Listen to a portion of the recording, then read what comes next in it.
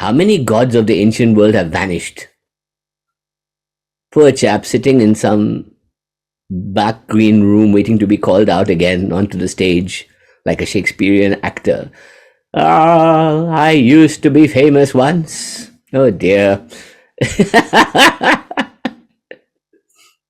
And the more we evolve towards non-duality and towards monotheism and non-duality, the more all these animistic and nature elements and all took a back seat, right?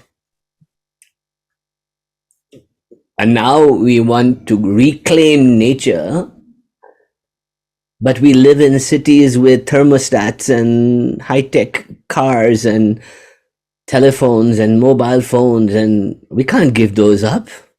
I don't think I can rough it out there in the woods. I don't think so. Can you? Some of you already do, I think, but I can't do it.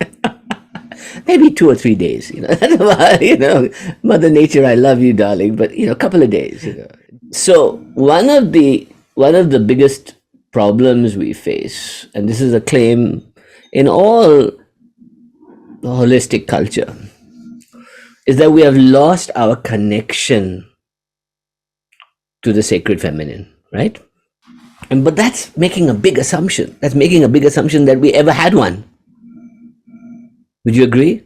It's a big assumption that there may have been a time when everybody lived in harmony.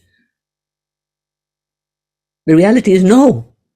The reality is most people just lived to survive, and a few would indulge in nature and understanding and rhythms and cycles, and they became known as shamans. They became known as priestesses and yoginis and yogis. Even in any culture in ancient India, 1% yogis and yoginis, if you're lucky, right? The rest, just surviving, going about every day, praying for children, praying for money, praying not to die, praying that the hurricane gods will not come and kill them, praying that tomorrow the plants will grow again, praying, right? And all of Shaktiism comes from that duality, that on the one hand, we need to be looked after, and on the other hand, some of us want to explore the meaning behind all of this, right? But most people most people I know just want to get through the next week, right? Just want to make a little bit more money, just want to look after their families, just want to, So the ancients decided that the duality was really in me, and it could be described as the sun and the moon, right? This whole idea of the sun and the moon. What I'm talking about today is the essence of sacred feminine, all right?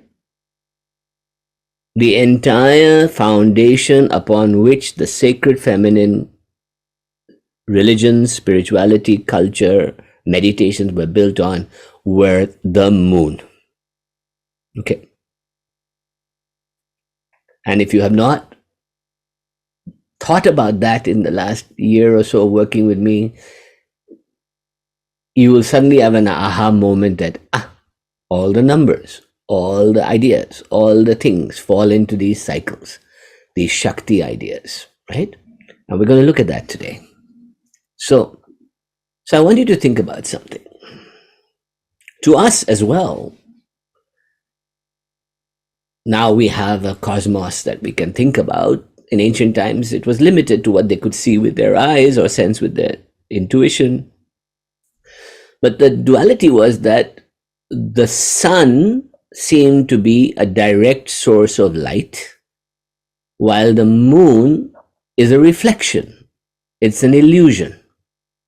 Does that make sense? Yes. So think about that for a second, right? The sun is a source of light, but the moon has no light. So therefore it reflects the sun and we see the reflections. Yes? Now, if we were standing on the moon, we would think that the earth was the reflection of blue, a blue pearl sitting there, right? Because the sunlight would come and hit it and our eyes would see blue. So same thing with the moon, depending on what day it is, what month it is, the moon will change color, the moon goes through different shades, and it's all about how the sun hits it, right? So the ancients decided that this idea of the sun is consciousness. It's the eternal consciousness behind everything. This is the principle, and they called it Sadashiva, right? So Sadashiva is the state of consciousness of the human condition, meaning not the ultimate reality, not the ultimate mind, but yes, the ultimate mind too, Sadashiva, right? And Sadashiva was always considered a five-headed Shiva, right? Because it was about the directions and the upward movement, and it was about the gunas, it was about all these things. And Sadashiva would only be able to come into humanity through Shakti or through apparitions and spirits and forms, right? So Rudra or magical beings or Ganas or whatever, right? But consciousness was the sun. The sun was the constant. Light coming and then nighttime, no light. Light coming, keep going, keep going, keep going. The sun, right? So we look at the sun. But the sun was always considered to be the same as the essence inside me. And this is where the concept of the Jiva Atma comes from, the Jiva, right? So the inner self, the inner me, is that solar being in microcosm in me. Yes? That sun, me, but that sun is not the ultimate sun. It is a gateway or a metaphor of the ultimate reality, right? That is behind everything. So that sun is the deity that every morning we see, we thank it, and it wakes us up in our heart center. The Atma comes alive. The self comes alive. And the image that the Indian mind had was Jyotira Jyoti. That means an inner flame in the heart center, right? That sun wakes up Atma, and Atma is in me. Jiva Atma is in my heart center, in my Hridaya, in my Anahata area, this area. So just by being in that state, it is like an eternal flame that I light in my being, right? This is the Jiva Atma concept. And in the Upanishad, which is the oldest text that talks about the Jiva Atma, they describe it as the size of a thumb and sitting in my heart center in a cave, right? This is beautiful description, isn't it? A flame or a light the size of a thumb. This is in the Katha Upanishad, right? We'll do the Katha Upanishad this year. So Katha Upanishad, the size of a flame in my heart center, but with golden effulgence everywhere. So when I think about what it really is, it's a golden egg I'm in, right? That was the Chandogya Kathopanishad description of it, right? Beautiful idea that your eternal being is a little golden flame in your heart center. Yes? Okay, good. Now, the moon, on the other hand, is also known as the Kala Chakra, right? So how many of you have heard of Kala Chakra in Buddhism? You know, Dalai Lama does the Kala Chakra ritual. You've all heard that, right?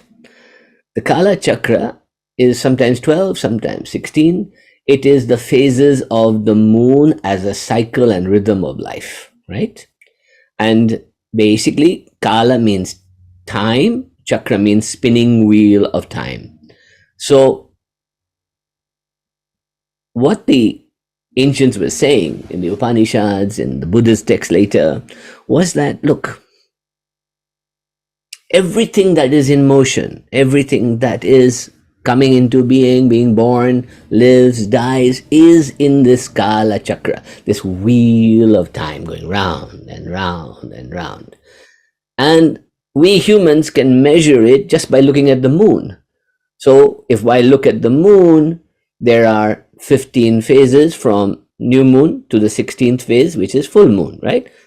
and then it waxes up to the full moon, then it wanes back down to the new moon.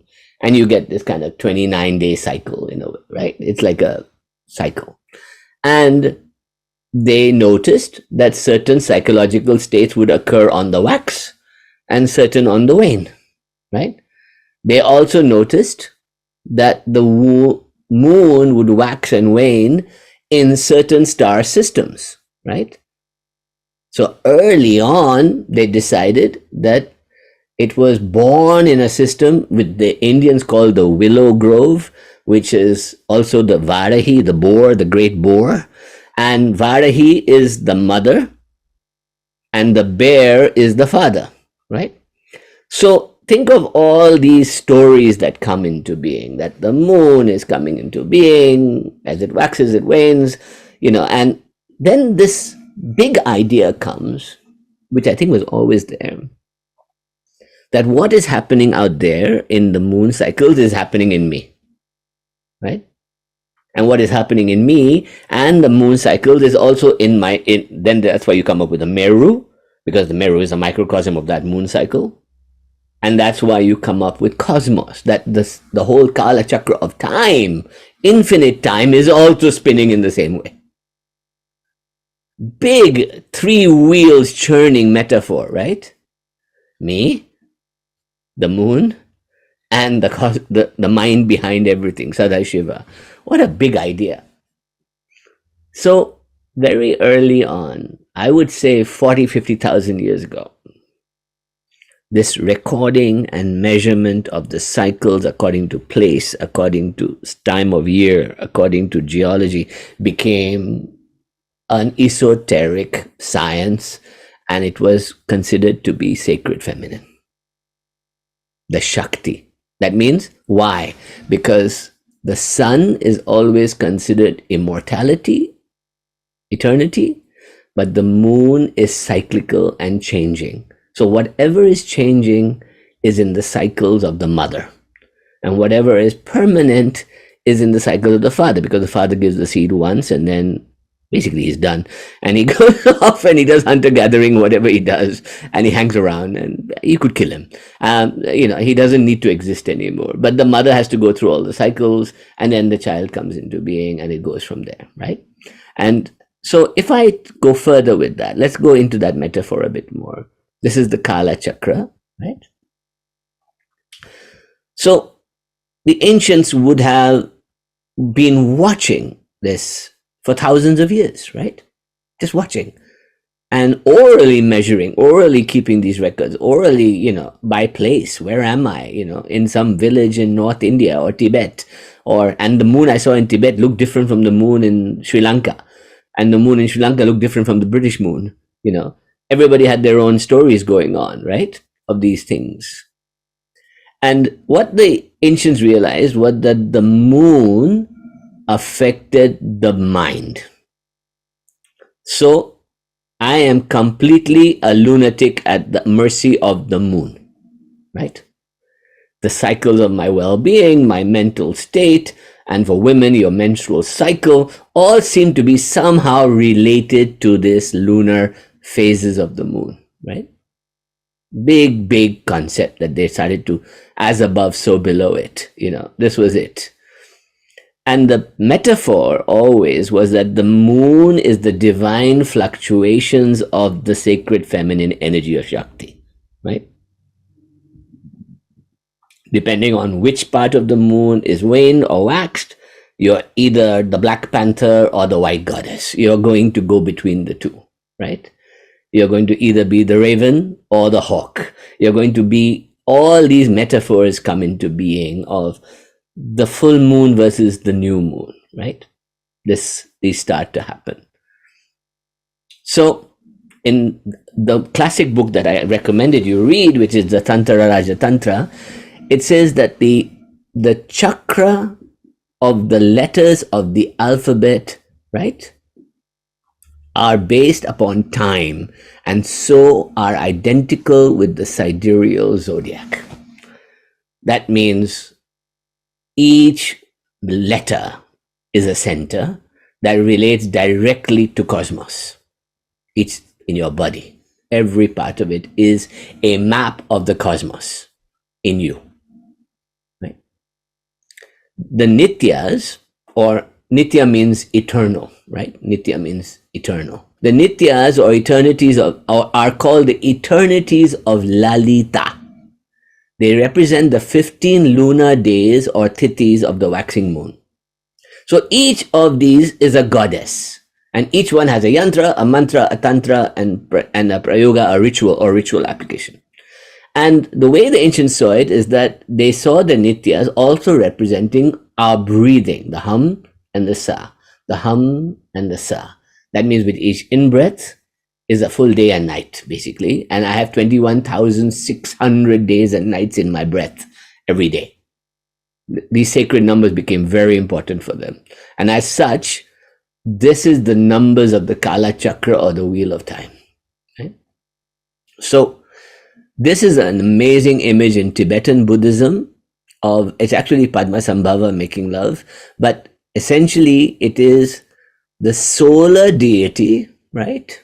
Masculine, who is black in the center, because black is the subconscious nothingness of the void, surrounded by an 18-armed goddess, or 16-armed goddess in this case, 16-armed goddess, who represents the rays of the moon.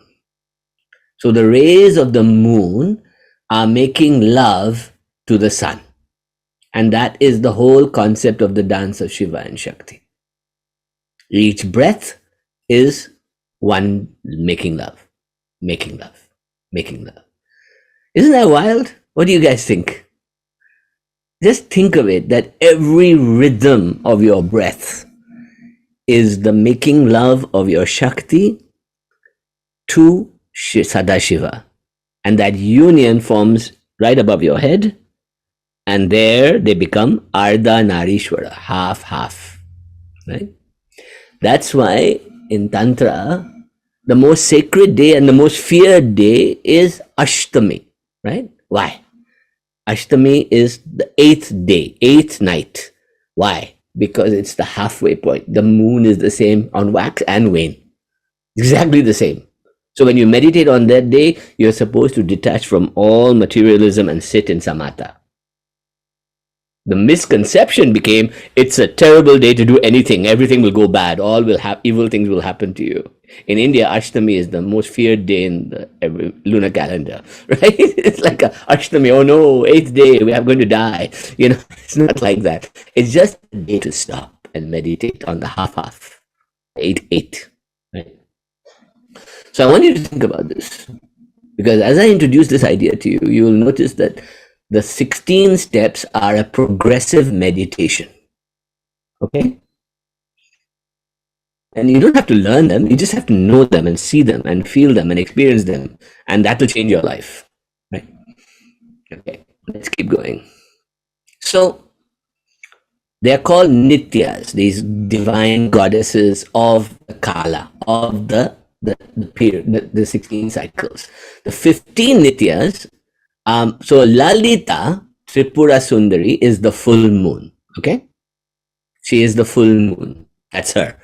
Now this is how she's supposed to look, guys. It's a very raw tantric goddess, right? Lalita.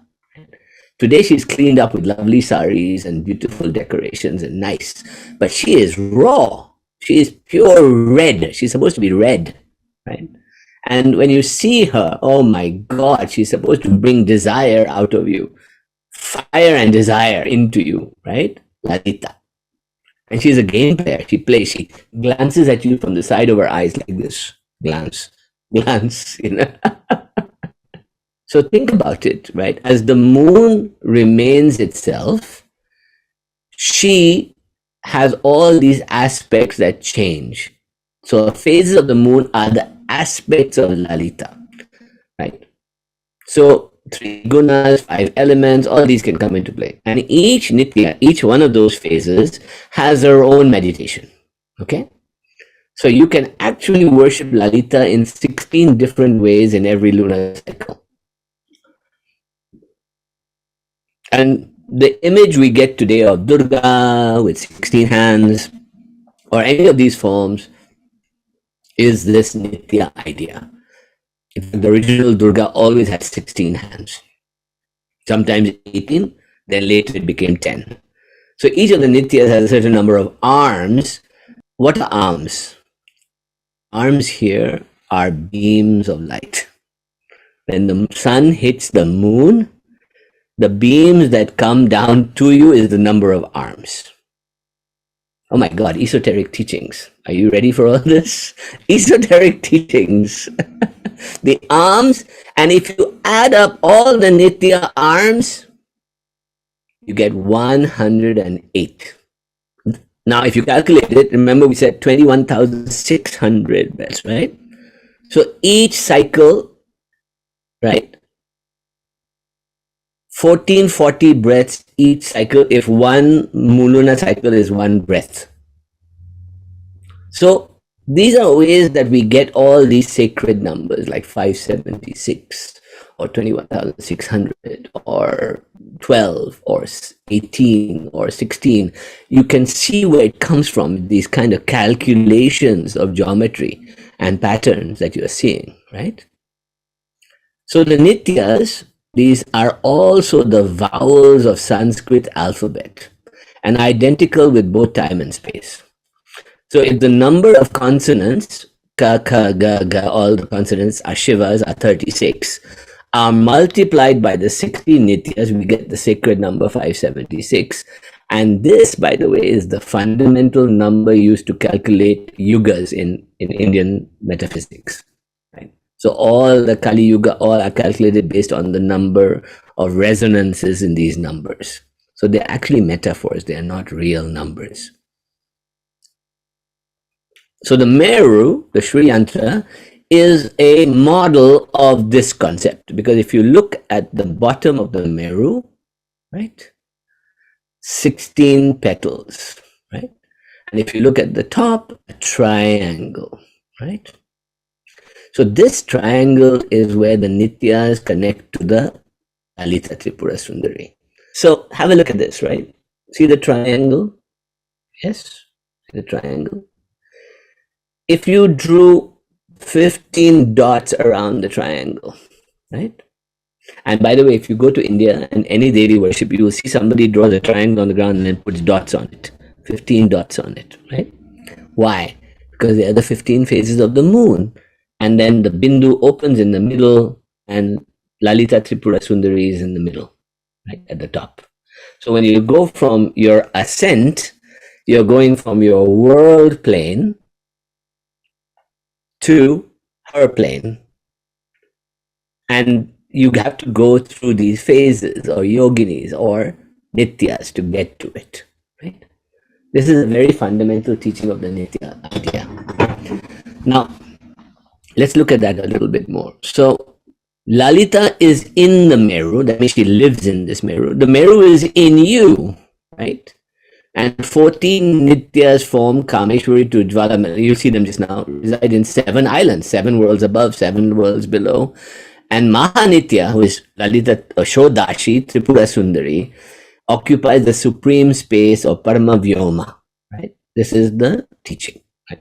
So all this is in the Tantra books, you should look at them. And these are identical to the idea of Turiya, because Tripura Sundari is the goddess of Jagrat, waking, dreaming, sleeping, and Turiya, right? So here, when you progress through the Nityas, you can actually do a meditation from the new moon to the full moon that takes you from Jagrat, waking, to Turiya. And these are the vowel letters that come with it, right? So the Nityas are like these rays of light, right? They're the limbs, and she herself is pure consciousness because she is seducing you with her ideas. The Nityas themselves can be meditated upon and worshipped in different forms and colors, right? And in daily meditation of Nitya, each one has her own nyasa and ritual sequence that you can learn separately. But the whole idea is that what I'm going to teach you now is that before you do each Nitya, you're going to say Aim Reem Shreem to bring the 3 powers together. Then you're going to end with Shri Padukam Pujiyami Tarpayami Namaha. I bow at the Devi's feet. Okay? And remember, this Shiva Shakti dance is the Hamsa. Hamsa. Hamsa. Hamsa. And all this Shakti wonder of the three worlds is happening in the Sa and in the Ham coming in. And these are the 16 vowels. A, I, U, Arum, Arum, Arum, Arum, Alam, Alum, Aim, Aim, Om, Aum. You add an at the end, which is the Anuswara, for mantra. All right. What I want to do is I'm going to play you a recitation of the 16, okay? By this beautiful singer that you heard at the beginning of the class, right? And there's going to be a video. Just follow along and vibrate with it and see how you feel at the end of 6 minutes, okay? So everybody relax and go into a deep, you've put Ganesh, you've pulled the gurus. Now sit and just listen to this.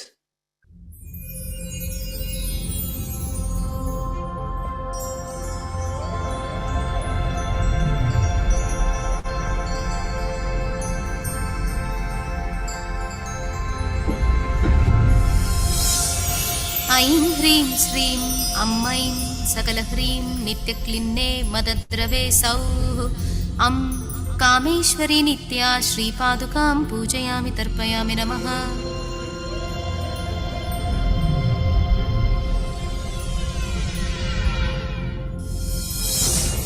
ऐं ह्रीं श्रीं आं ऐं भगभुगे भगिनि भगोदरी भगमाले भगावहे भगगुह्ये भगयोनि भगनिपातिनि सर्वभगवशङ्करी भगरूपे नित्यक्लिन्ने भगस्वरूपे सर्वाणि भगानि मे यानय वरते रेते सुरेते भगक्लिन्ने क्लिन्नद्रवे क्लेदय द्रावय अमोघे भगविच्चे क्षुभक्षोभय सर्वसत्त्वान् भगेश्वरी ऐं blue जें blue हें ब्लूं ॐ ब्लूं हें ब्लूं हें क्लिन्ने सर्वाणि भगानि मे वशमानय स्त्रीं हर ब्लें ह्रीं आं भगमालिनी नित्या श्रीपादुकां पूजयामि तर्पयामि नमः।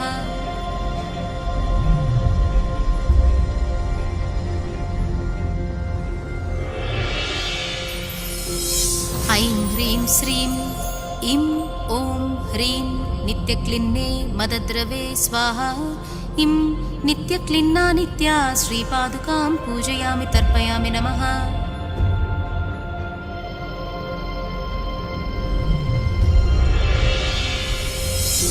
ऐं ह्रीं श्रीं ईं ॐ क्रों भ्रौं क्रौं ज्रौं च्रौं ज्रौं स्वाहा ईं भेरुण्डा नित्या श्रीपादुकां पूजयामि तर्पयामि नमः।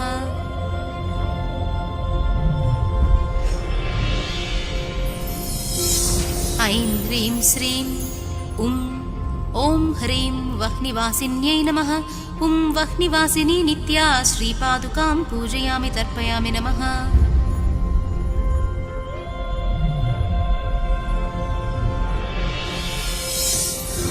ऐं ह्रीं श्रीं ॐ ह्रीं क्लिन्ने ऐं क्रों नित्यमदद्रवे ह्रीं ॐ महावज्रेश्वरी नित्या श्रीपादुकां पूजयामि तर्पयामि नमः।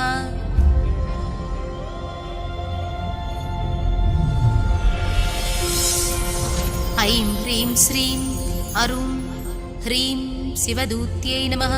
अरुं शिवदूती नित्या श्रीपादुकां पूजयामि तर्पयामि नमः।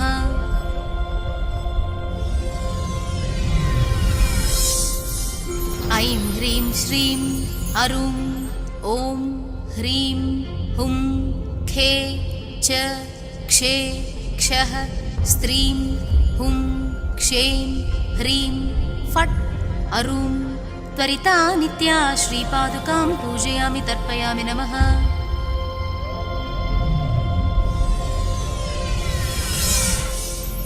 ऐं ह्रीं श्रीं अलुं ऐं क्लीं सौः अलुं कुलसुन्दरी नित्या श्रीपादुकां पूजयामि तर्पयामि नमः।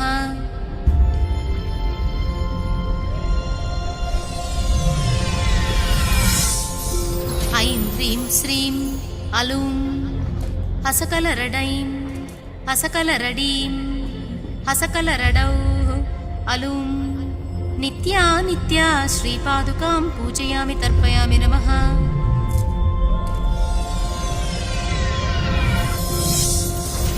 ऐं ह्रीं श्रीं ऐं ह्रीं फ्रें श्रूं क्रों आं क्लीं ऐं ब्लूं नित्यमदद्रवे हुं फ्रें ह्रीं ऐं नीलपताका नित्या श्रीपादुकां पूजयामि तर्पयामि नमः।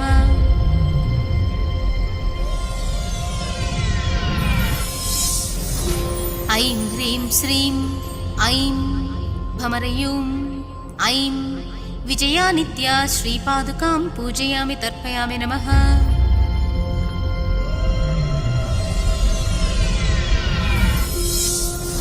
ऐं ह्रीं श्रीं ॐ स्वौं ॐ सर्वमङ्गला नित्या श्रीपादुकां पूजयामि तर्पयामि नमः।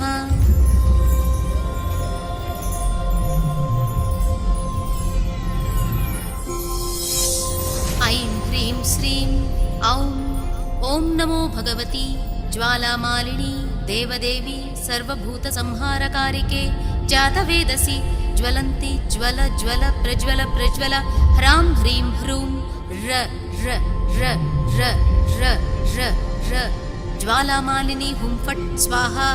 औं ज्वालामालिनी नित्या श्रीपादुकां पूजयामि तर्पयामि नमः।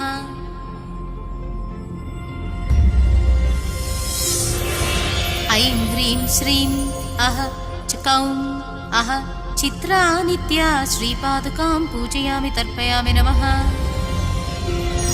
ऐं ह्रीं श्रीं अहं क एल ह्रीं हसकहलह्रीं सकलह्रीं अहं षोडशी महानित्या श्रीपादुकां पूजयामि तर्पयामि नमः।